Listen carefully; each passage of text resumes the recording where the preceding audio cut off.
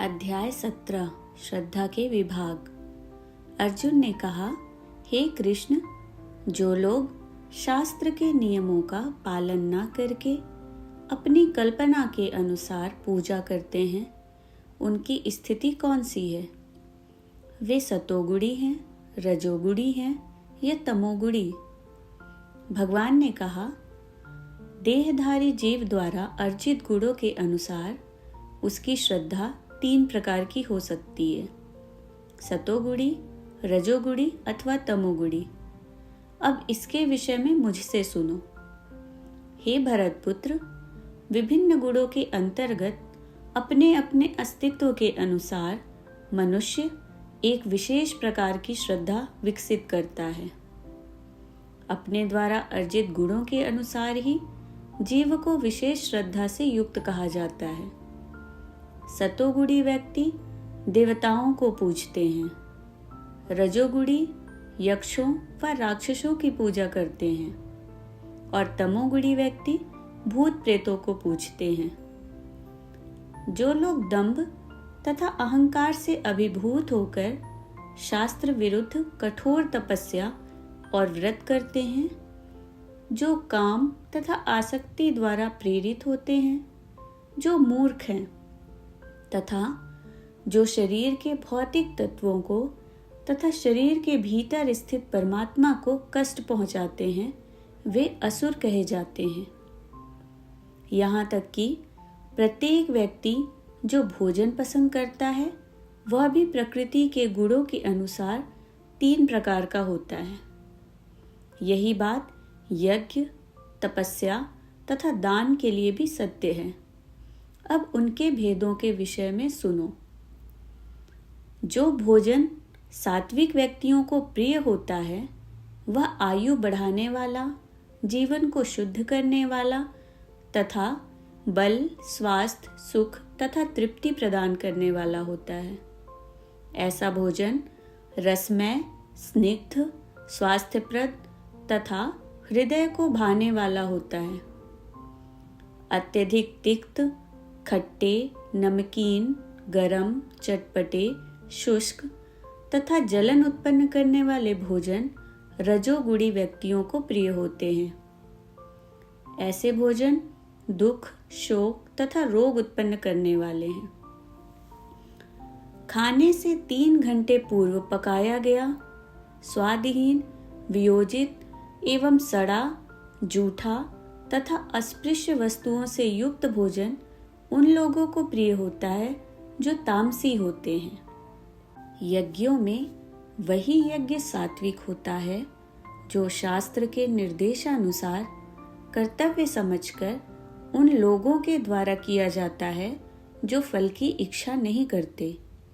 लेकिन हे भरतश्रेष्ठ, जो यज्ञ किसी भौतिक लाभ के लिए या गर्ववश किया जाता है, उसे तुम राजसी जानो। जो यज्ञ शास्त्र के निर्देशों की अवहेलना करके प्रसाद वितरण किए बिना, वैदिक मंत्रों का उच्चारण किए बिना, पुरोहितों को दक्षिणा दिए बिना तथा श्रद्धा के बिना संपन्न किया जाता है, वह तामसी माना जाता है। परमेश्वर, ब्राह्मणों, गुरु, माता पिता जैसे गुरुजनों की पूजा करना तथा पवित्रता, सरलता, ब्रह्मचर्य और अहिंसा ही शारीरिक तपस्या है। सच्चे, भाने वाले, हितकर तथा अन्यों को क्षुब्ध न करने वाले वाक्य बोलना और वैदिक साहित्य का नियमित पारायण करना, यही वाणी की तपस्या है। तथा संतोष, सरलता, गंभीरता, आत्मसंयम एवं जीवन की शुद्धि, ये मन की तपस्याएं हैं। भौतिक लाभ की इच्छा न करने वाले तथा केवल परमेश्वर में प्रवृत्त मनुष्यों द्वारा दिव्य श्रद्धा से संपन्न यह 3 प्रकार की तपस्या सात्विक तपस्या कहलाती है। जो तपस्या दंभपूर्वक तथा सम्मान, सत्कार एवं पूजा कराने के लिए संपन्न की जाती है, वह राजसी अर्थात रजोगुणी कहलाती है। यह ना तो स्थायी होती है न शाश्वत। मूर्खतावश आत्म उत्पीड़न के लिए या अन्यों को विनष्ट करने या हानि पहुंचाने के लिए जो तपस्या की जाती है वह तामसी कहलाती है। जो दान कर्तव्य समझकर किसी प्रत्युपकार की आशा के बिना समुचित काल तथा स्थान में और योग्य व्यक्ति को दिया जाता है वह सात्विक माना जाता है। किंतु जो दान प्रत्युपकार की भावना से या कर्मफल की इच्छा से या अनिच्छा पूर्वक किया जाता है वह रजोगुणी अर्थात राजस कहलाता है। तथा जो दान किसी अपवित्र स्थान में अनुचित समय में किसी अयोग्य व्यक्ति को या बिना समुचित ध्यान तथा आदर से दिया जाता है वह तामसी कहलाता है।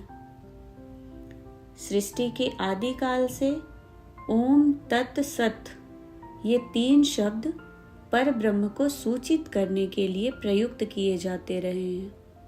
ये तीनों संकेतिक अभिव्यक्तियां ब्राह्मणों द्वारा वैदिक मंत्रों का उच्चारण करते समय तथा ब्रह्म को संतुष्ट करने के लिए यज्ञों के समय प्रयुक्त होती थी।